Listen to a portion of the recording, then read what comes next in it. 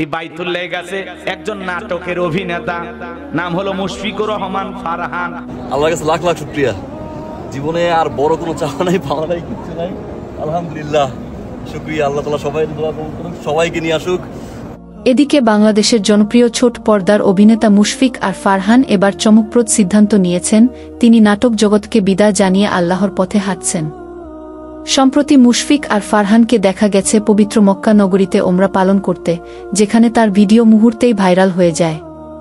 নেটিজেনরা বলছেন, এই অভিনেতা সত্যিকারের পরিবর্তনের দৃষ্টান্ত। নাটক জগতের পাশাপাশি তিনি সবসময় অসহায় শিশুদের পাশে থেকেছেন, সমাজের জন্য কাজ করেছেন।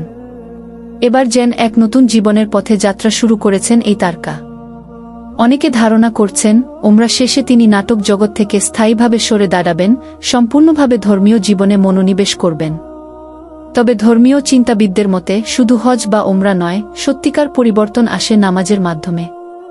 আল্লাহ বলেন, নামাজ প্রত্যেক মুসলমানের জন্য ফরজ, আর হজ শুধুমাত্র তাদের জন্য যারা সামর্থ্যবান।